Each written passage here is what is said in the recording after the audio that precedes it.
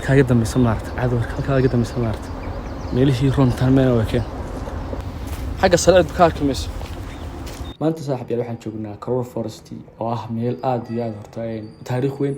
dadka qaar waxay yimaadeen dalxiis qura laakiin si meeshan taariikhdeedu aad bay weyn meeshan waxaa joogi jiray niman loo yaqaan Mau oo la dagaalami jiray colonizationka ama gumeystihii Ingiriiska halkaas oo ay kaga dhuuman jireen gumeystayaasha waa meel lagu talagalay citizenska ee Kenyanka ah iyo dadka mataqaana tourismka ay ku jooga dalxiiska inay waqti ku qaataan saaxiibayaal wada aragtaanba meesha joogidu aad u fiican yahay xagga waxa maraya baabuurtii halkaan dad inta waqti lagu inaysaa meelo badan baa horta noo harsan oo inta tagnaa oo ka mid tahay waterfalladii meelihii baaskiiladaha aad iyo aad bay u fiican tahay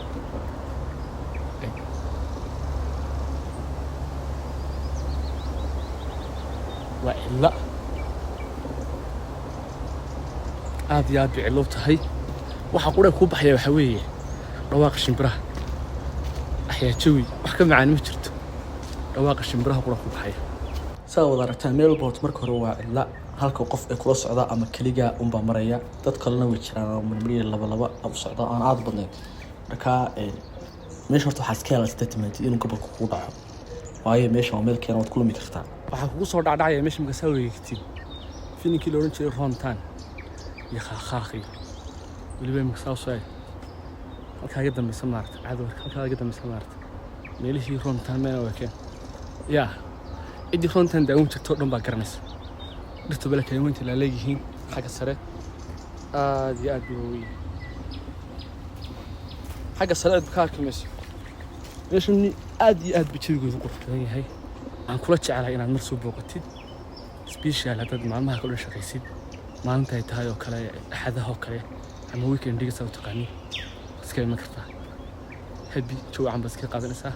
saxba saa wada arkaanba kursigan waxaa lagu talagalay qofku markuu soo daalo inuu ku nasto shaahabad ka soo qaasatayga weeya halkan iska fariisanaysaa wayda macaan iyo dhawaaqa shimbiraha ayaa ku dhacaya kiwiya waxaad noqonaysaa qof kala degan marxalad kasta oo ku haystay xaajo kasta oo ku haystay ma garanaysaa halkan ayaad ku xalinaysaa korreemka soo timaatay waxaad ku qasbantahay inaad marka hore baaskiilada kireysatid si ma taqaana meelaha aad aadaysid aad baaskiilada u tagtid haddii aanad baaskiilada soo qaadan wadaalisa sida aanay ku dhacdo kale anigu baaskiilada baan soo qaado kareyso baaskiilada waxa lagu wada qaatay hal baaskiilada taala ma jirto marka dadka saad aragtidba waxay wada wataan baaskiilado ay ku wataan meesha iyagoo ma taqaana ku aadiya meelaha doonayaan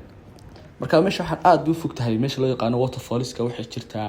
5 kilomitir ee jirtaa 5 kilomitir ma lagu kareysid haddii laakiin isku diidana lugeedid hadhow toona daal ayaad kaga imanaysaa marka waxaan kugula talinayaa inaad waqti hore timaadid haddaad jeceshahay inaad kubadda cagta ciyaartid garoonkii uu ku yaala adiga saaxiibada soo raacay oo ciyaari kartaan sidoo kale kan waxa lagu ciyaaraya tennis waa garoonka tenniska lagu talagalay kubadda tenniska in lagu ciyaaro aadka waxa uu jecel kubadahan marka loo yaqaan hindida halkan aad aragtaan waa halkii picnic site-ka oo dadka ma taqaana family iyo carruurtooda isku yimaanaya keeg iyo cunto yaxay ku sameysanayaan aad bay weyn tahay meesha meel yar ma aha meesha lagu tagay picnic-ka aad bay weyn tahay aad iyo aad bay weyn tahay meesha soo aragtaan waa meel aad u weyn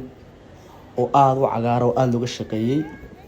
bahalada yaryar ee biraha yar hadda aragtaan waxa weeye habeenkii markii ma taqaana ay madow noqoto bay la ka baxayaan dadkuna hadda tooladu inta ugu badan waxay iska tagaan 5 pm meelahaas iska baxaan halkan walka ciyaalka kugu ciyaarayaan markaad la timaadid Karur Forest raaxooyinkaas ay ku ciyaarayaan saddex raaxa ku xiran saddexda raaxaba saddex qof oo waaweyn ayaa ku ilaalinaya carruurta saari uga dhicin meeshana waxaa lagu talagalay in lagu dhigo xafladaha iyo aroosyada dadku ay dhiganayaan ee lagu dhigan karayaa halka baabuurtii ka muuqdana waxa weeye baabuurtii dadku ay wateen ee private-ka ahaa parking-kii lagu talagalay sidoo kale waxaan meeshii laga kalisanay baaskiiladaha si waan ka xumaay baaskiiladii soo qaadanayay waa la wada qaatay baaskiiladihii waxa la yidhi dadku baaskiiladaadihiin lug mara marka lug ayaan ku wada mari doonaa waayo baaskiiladihii oo dhan waa la wada qaatay waqti horena dadkan yimi baa ay qaato booking gareystay marka saaxiibada wada artaan halka huruuda 5 kilomitir ku qoran tahay baan soconaynaa ilaa 5 kilomitir ayaan soconaa maadaama baaskiilad aanu haysan waxaan ogahay in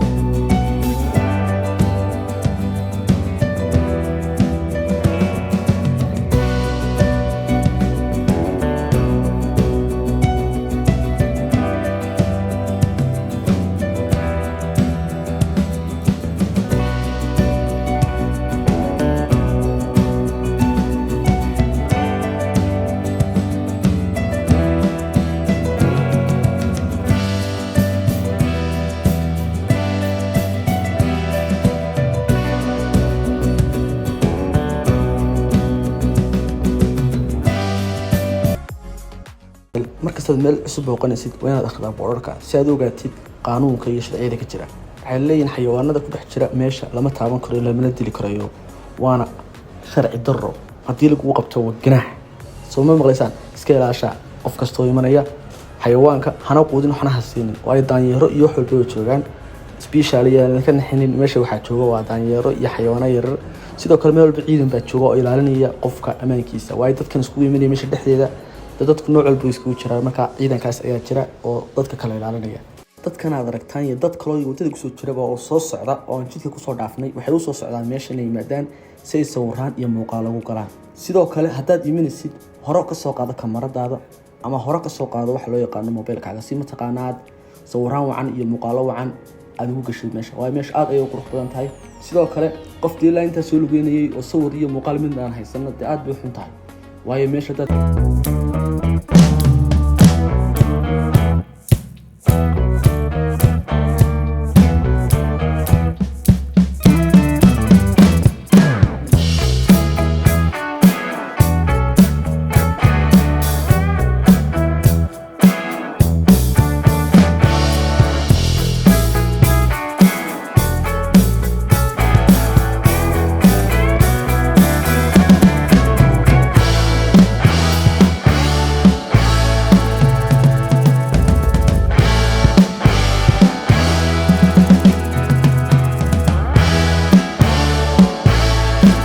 nimankii la dagaalami jiray Ingiriiska aan muuqaalka horaantii idin sheegay